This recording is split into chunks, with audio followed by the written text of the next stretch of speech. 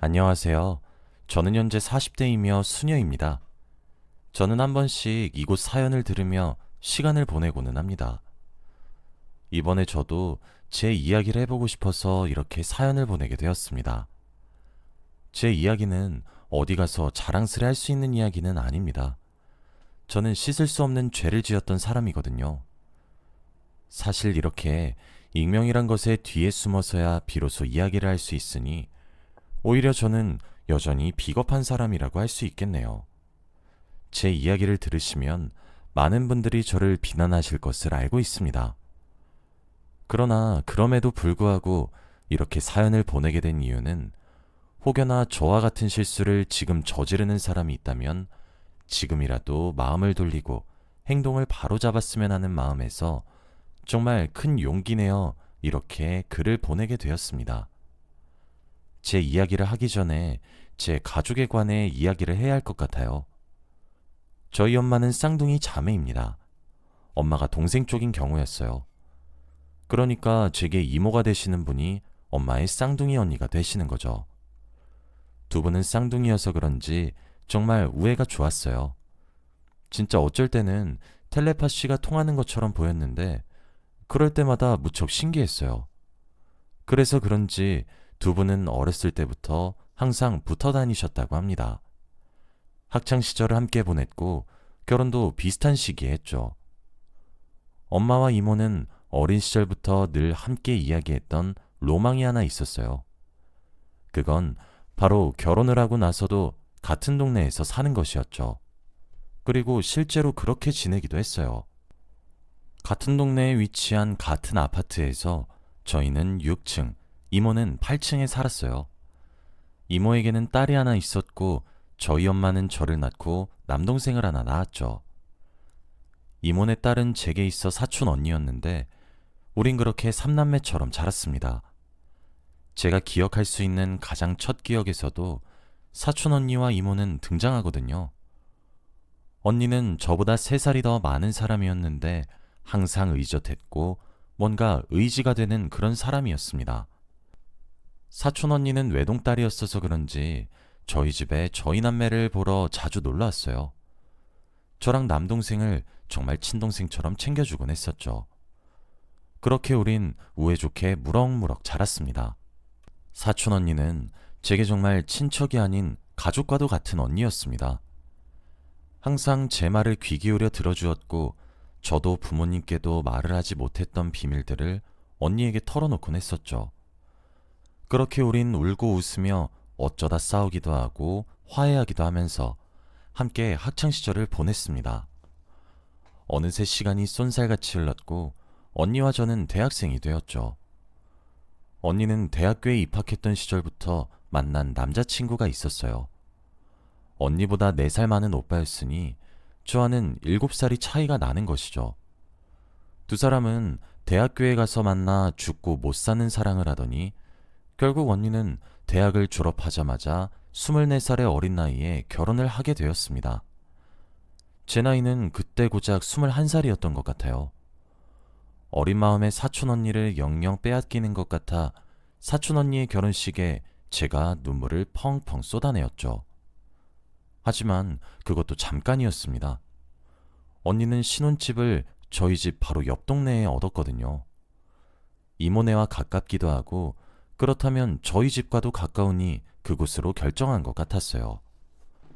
결혼을 해서 옛날처럼 늦게까지 놀거나 서로의 집에 자고 가거나 그런 것들은 이제 가끔 할 수 있었지만 그래도 언니와 낮에 자주 만나면서 노는 것도 너무 큰 행복이었던 것 같아요.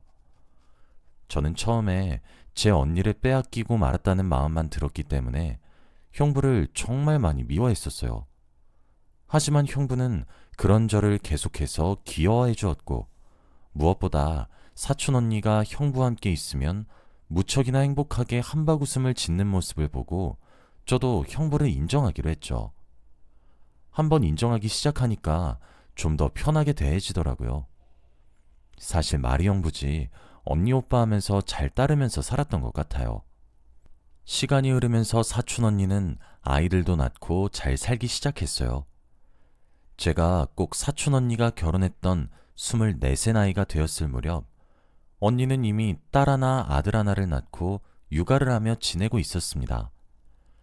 전 그 당시 대학을 졸업하고 취업 준비를 하고 있었을 때였기 때문에 사촌 언니네 집에 놀러가서 아이들도 자주 봐주고 사촌 언니랑 맛있는 것도 먹고 그러면서 지냈어요. 사촌 언니가 낳은 딸과 아들도 엄청 귀엽고 저를 잘 따라서 솔직히 너무 예쁘게 느껴졌거든요. 제게는 조카와 다름없는 존재였으니까요. 조카들이 하나둘 태어나고 쑥쑥 자랄수록 저와 형부도 어느새 불편한 사이가 아닌 격의 없는 사이가 되었습니다. 어느새 저는 25의 나이가 되었어요. 당시 전 3년 정도 만난 사랑하는 남자친구가 있었습니다. 하지만 저는 그때까지도 취업을 제대로 하지 못하고 있었어요. 남자친구는 저보다 2살 많은 연상이었는데 정말 진심으로 사랑하고 있었던 남자였죠. 하지만 저는 뭔가 하는 만큼의 성과가 나오지 않았습니다. 자꾸 취업 면접에서 떨어지기 시작하면서 의기소침해지기 시작했고, 그러다 보니까 그게 자존감의 문제로까지 발전하기 시작하더군요.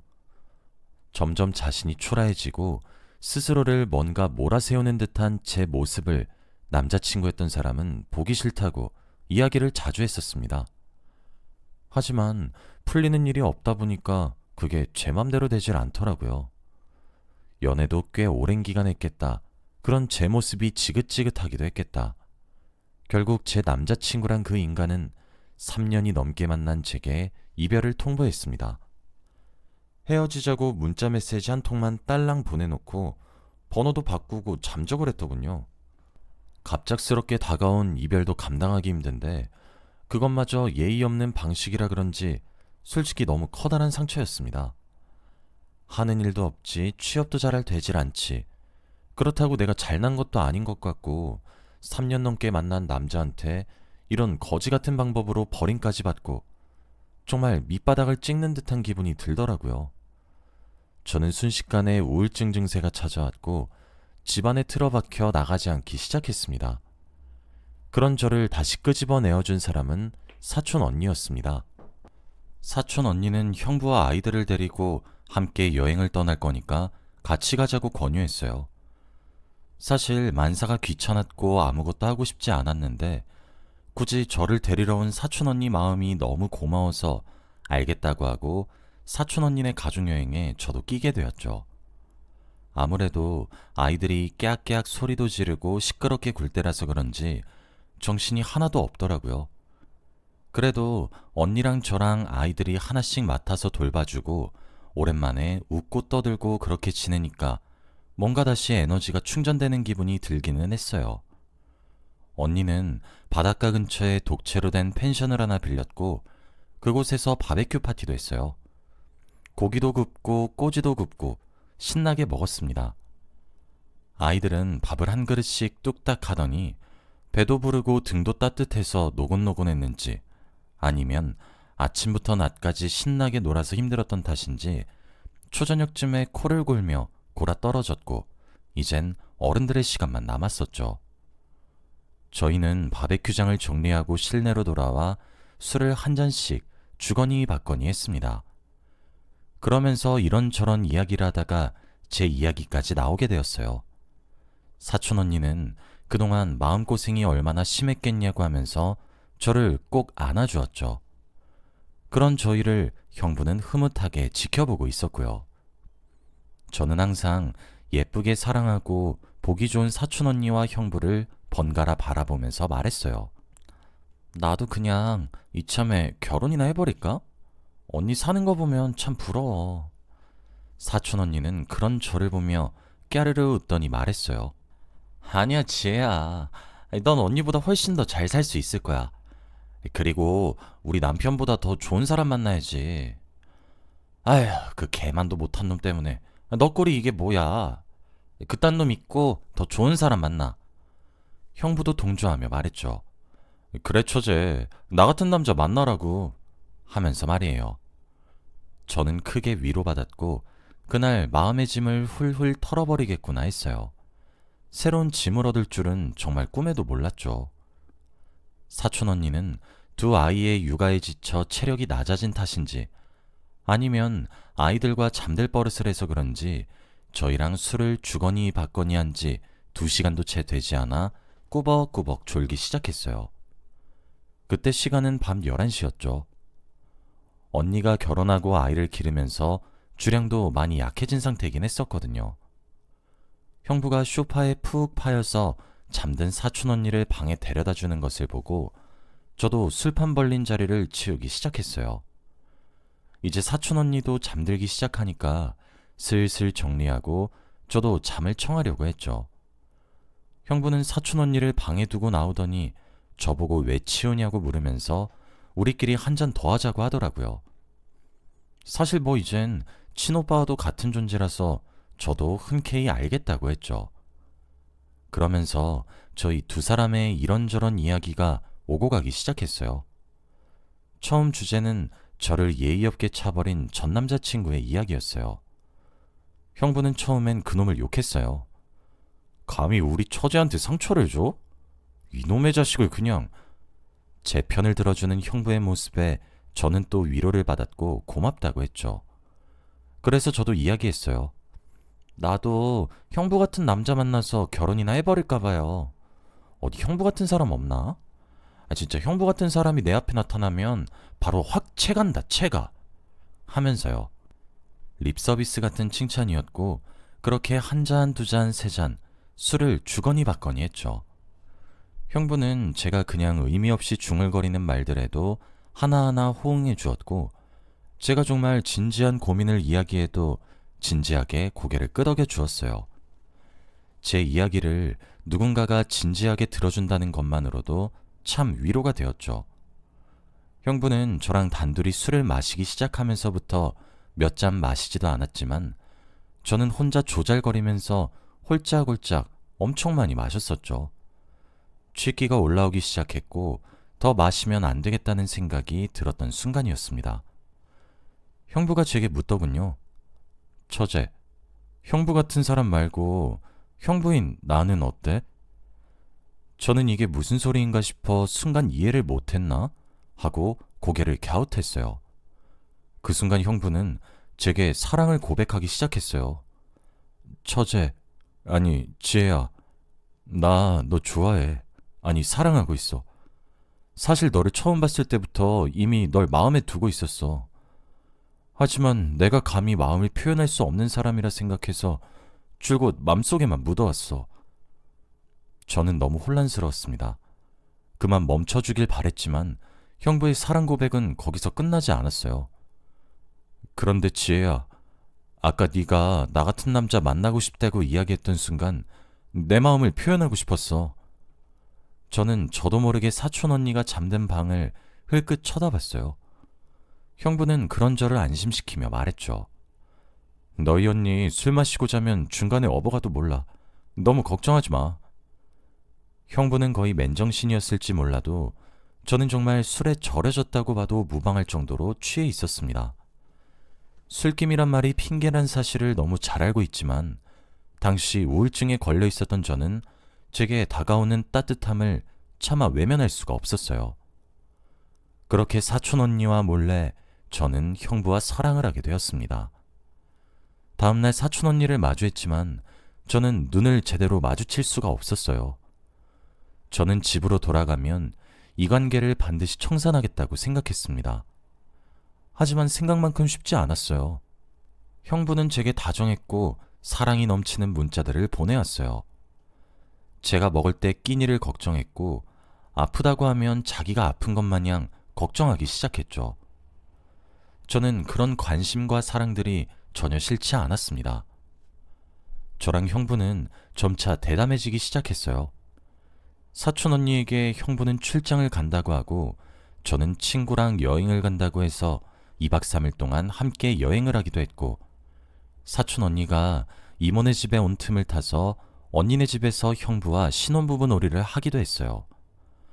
항상 처음이 어려운 법이라더니 그 말이 맞더군요. 처음엔 죄책감과 죄악감 속에서 벗어날 수 없었지만 그건 곧 스릴과 쾌감으로 바뀌어 갔습니다.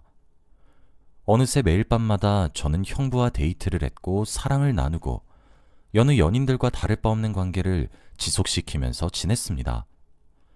하루는 사촌 언니가 요즘 형부가 변한 것 같다며 제게 하소연을 하더라고요. 전 너무 미안해서 사촌 언니를 달랬고 형부에게 사촌 언니를 신경 써달라고 했죠. 그때는 몰랐습니다. 그게 언니가 제게 준 기회였단 사실을 말이에요. 꼬리는 길면 밟히는 법이었고 저와 형부의 불륜이 걸리는 것 또한 순식간이었습니다. 사촌 언니는 제가 몰랐지만 스스로 정리해주기를 기다리고 또 기다렸더군요. 지금 생각해보면 제가 만일 먼저 정리했다면 적어도 동생으로 남을 수는 있었을지도 모르겠어요. 하지만 당시에 저는 그런 생각을 하지 않았어요. 사촌 언니는 조용히 소송을 준비했습니다. 그리고 그건 곧 저와 형부에게는 날벼락이 되고 말았어요. 저희 집에 제 이름으로 법원에서 온 서류가 한 통 날아오게 되었거든요. 마침 저는 집을 비우고 형부를 만나러 간 상태였어요.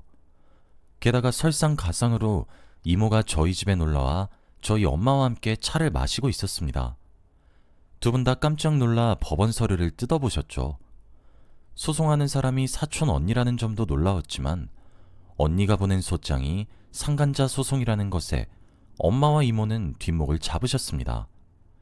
그 이후로는 지옥도 그런 지옥이 없겠구나 싶을 정도로 힘든 시간의 연속이었습니다.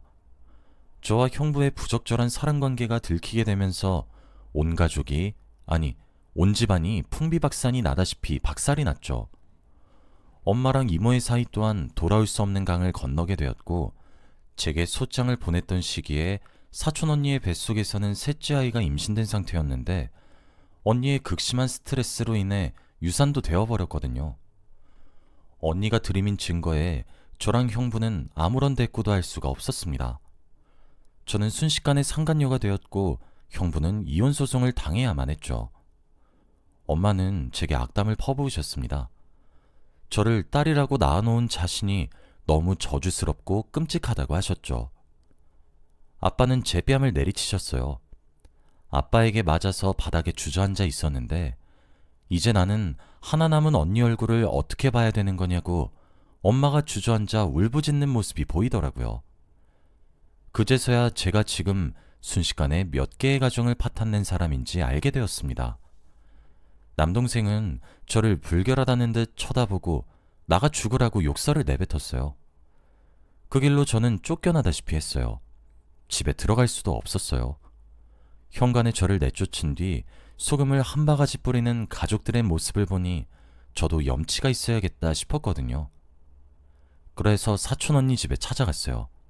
미안하다고 무릎을 꿇을 생각으로 말이에요. 사촌 언니는 현관문을 열어주지 않았고 언니 대신 이모네 가족들이 와서 제게 욕을 퍼부었습니다. 뻔뻔해도 정도가 있어야 하지 않겠냐고, 여기가 어디라고 찾아오냐고 하면서요. 제게 사랑한다고 늘 속삭여주던 형부는 저는 거들떠보지도 않고 사촌 언니에게 무릎을 꿇고 말하더라고요. 전부 다 제가 꼬셔서 자기가 순간 넘어갔던 거라고 미안하다고 말이에요. 저는 사촌 언니의 얼굴은 비록 못 봤지만 들렸으면 좋겠다는 마음 하나만으로 외쳤어요. 언니, 미안해. 평생 숙제하는 마음으로 살아갈게. 정말 미안. 너무 미안해. 그리고 저는 숙식 가능한 곳에 일자리를 구했고 돈을 모으면서 교회를 다니기 시작했습니다. 고해성사를 통해 제 모든 죄를 씻어내기 위해 뉘우치기 시작했어요. 하지만 아무리 고해성사를 해도 점점 시간이 지나면 지날수록 죄책감이 커지기 시작하더군요. 절 그렇게 챙겨준 언니에게 제가 무슨 짓을 저질렀던 건지 정말 스스로가 혐오스러웠어요. 저는 그래서 수녀가 되기로 결심했습니다. 평생 하나님을 모시면서 속죄하는 삶을 선택하기로 했어요. 그리고 글을 쓰는 이 순간도 저는 여전히 속죄를 하고 있는 중입니다. 제가 욕을 먹으려 각오를 하면서도 제 치부를 이렇게 쓴 이유가 있습니다. 저는 욕을 먹어 마땅한 짓을 했고 그로 인해 지금도 두 발 뻗고 잡은 적이 단 한 번도 없어요. 시간을 돌릴 수만 있다면 과거로 돌아가 어리석은 선택을 하지 않게 만들고 싶어 할 정도로요. 이 글을 읽는 사람 중 제가 걸었던 길을 걸으려고 하시는 분들을 위해 이 글을 씁니다. 당장 그만두세요. 여러분들은 죽으면 지옥에 가겠다고 말씀하실지 몰라도 그만두지 않는 한 여러분들의 인생이 곧 지옥이 될 겁니다. 돌아오지 못할 강을 건너지 마시고 지금이라도 그만두고 돌아오세요. 다른 사람들과 여러분 모두를 위해서 말입니다. 여기까지가 제 이야기였습니다. 긴 이야기 들어주셔서 감사합니다.